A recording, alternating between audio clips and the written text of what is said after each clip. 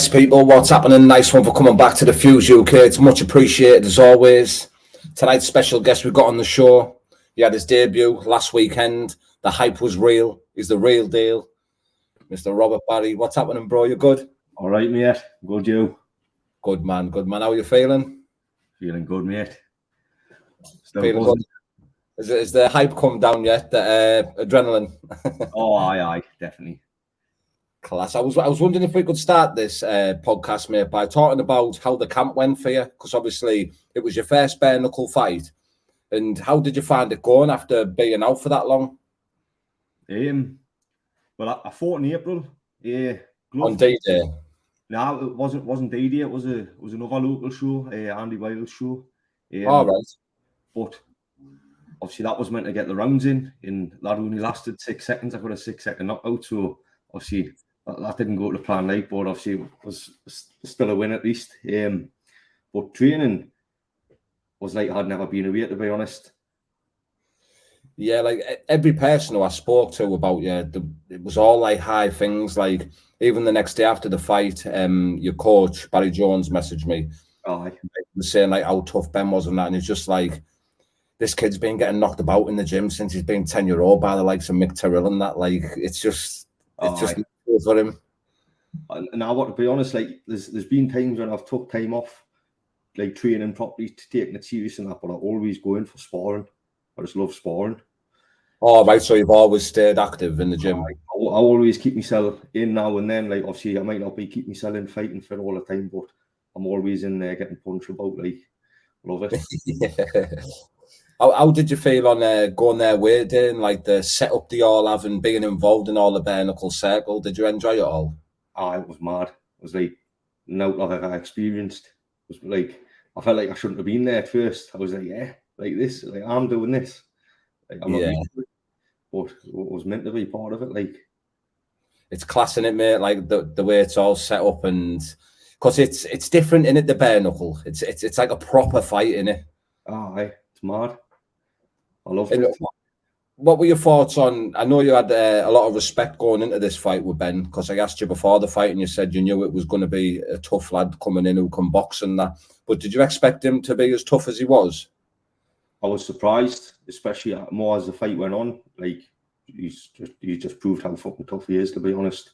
Not many people out there like him can take damage like that and still want more and keep fighting back just as hard as well. Yeah, that's what I mean, because he's a good fighter too, isn't he? Like for your debut in the bare knuckle, mate, like it was a big fight for you.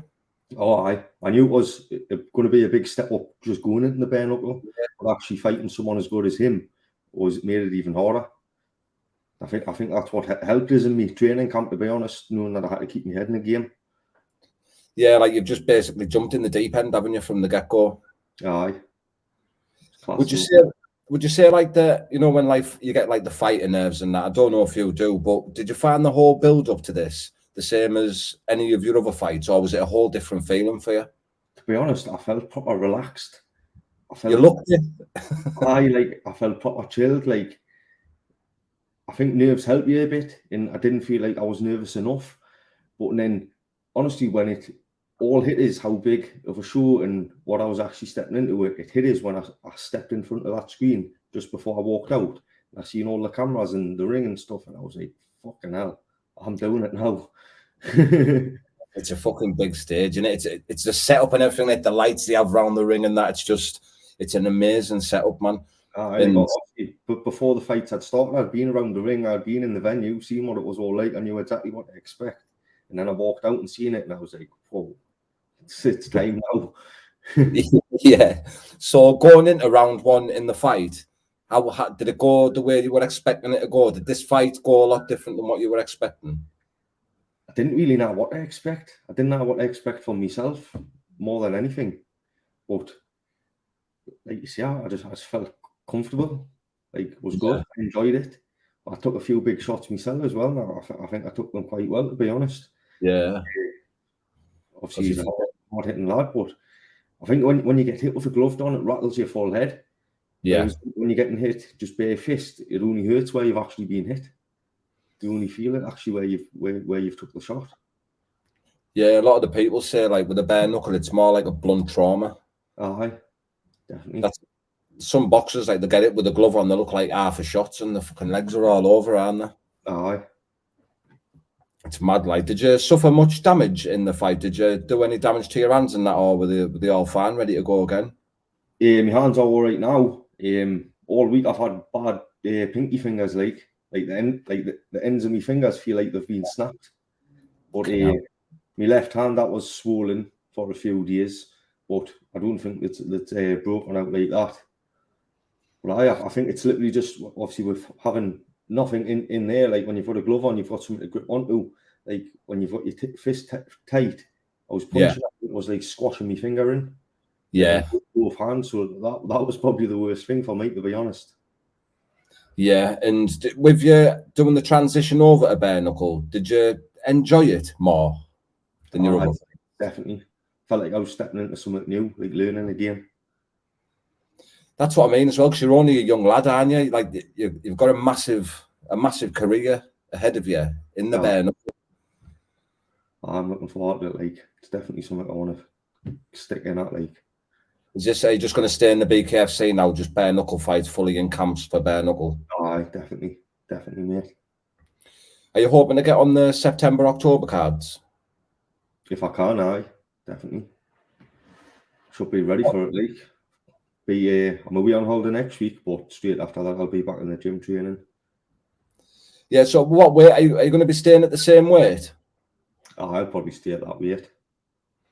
Yeah. Is that the weight that you're most comfortable at? Aye. I wouldn't want to go any lower because I don't like losing weight. Yeah, because I remember seeing you at the weigh-in, and when you're like fucking, I don't know, there was something mad you made when you're like underweight by a pound or something mad like that. You made the weight easy, didn't you? I think I was 3 pounds under or something. Yeah, so you're at a weight to put weight on or something, didn't you? Aye. Well, after the weigh-in, I went to Nando's with Andy and Lewis and Mick, and we left Nando's, and I went into the Odeon Cinema next door, and I got a mac and cheese from there as well.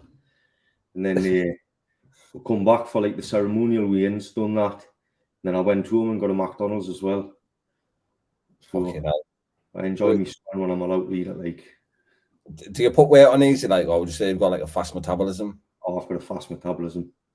Yeah, I can just eat complete shit and you wouldn't be able to tell. Like, yeah, that's a good thing, isn't it? Stay out the gym for a few weeks, just eat shit, go back, and I've still got abs. Everyone Class. And I went for some food with Mick and Andy after the weigh-ins. We went to that Rio's, I think it was. Rio's, we're talking around the table and Mick's like going on as he does, just fucking constant banter in it with Mick. And he's like, yeah, we're gonna get a cock. We're gonna put it on the end of a bottle. So I was sat there eating my food and I'm thinking they're just having a crack. I seen the replay. I thought, I can't believe they fucking done that. That was fucking mental. That, like, obviously before the fight, he had said to us, he was like, if you win, you've got to like play up the cameras, like be cocky for the cameras. People like to see it and stuff. I'm not really like that in general anyway. But obviously, I won the fight. I had it in my head. I need to do something, so I went to the camera shouting off. Turned, just got this cock bottle put in my mouth. And obviously, didn't realise, even though I had just been shouting at the camera, I didn't realise the camera obviously turned with us. And the next day, Cookie, who fought on the card, Paul Cook, tagged us on Instagram in the video, and I was like, "Fucking hell! It's actually been on the telly." That's a fucking killer, that ball. You got him a couple of weeks before, didn't you? On his birthday, was that you? All the lads for his birthday, and I had walked in. The other lads were already there, and they're like, "Oh, Rob will do it. Rob's not scared of him. He'll do it." And I was like, "What?" And I had these cannons, like the confetti cannons. Yeah. I was like, "Well, I'll do it. I'll blast it straight in his face." And Andy was like, "No, you can't do that, man. It's full of powder. Can't do that. Wait till he's outside, then do it." I was like, "All right, sound."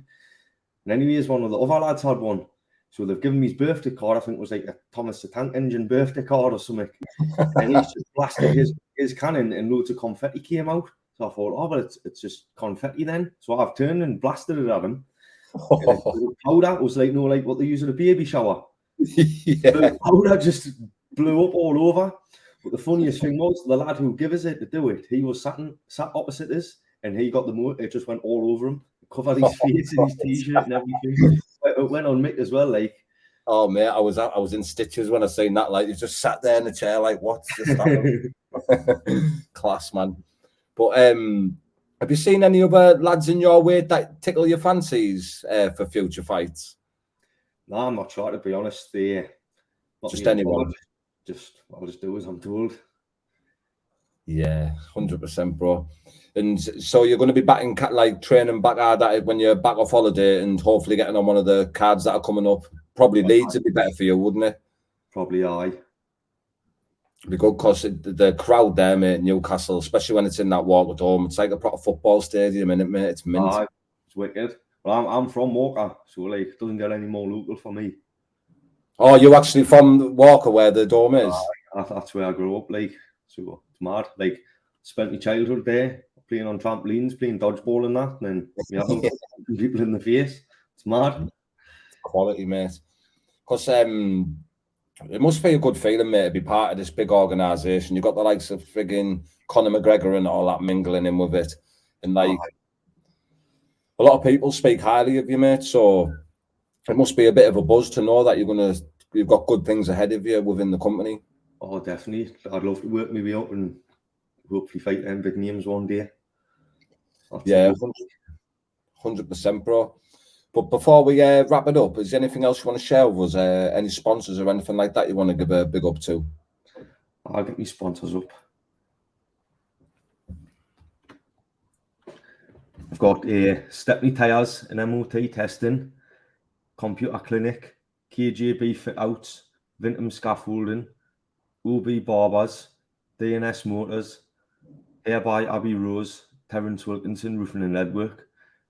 And then I've just got myself another one, 15 Bar and Kitchen as well. So thank you for all them for the support. Yeah, cushy, bro. And for everyone who's watching now, I'm going to put all Rob's Instagrams and things like that in the description. So make sure you go over there and follow him on his bare knuckle journey. The boy's going to make waves. And really appreciate you coming on, bro, and giving us your time. And we'll stay in touch, mate, and do some work together soon. So, mate, cheers for having us on. Not a problem, mate. Enjoy the rest of your evening anyway, bro. Will do. Cheers, mate. See you later, Rob, mate. Bye. See you later. Yes, people.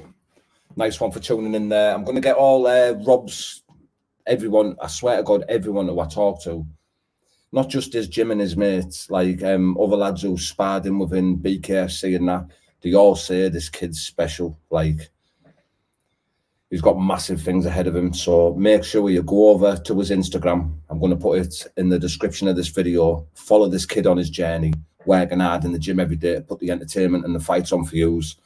So make sure you get behind the boys and support him in it. Robert Barry.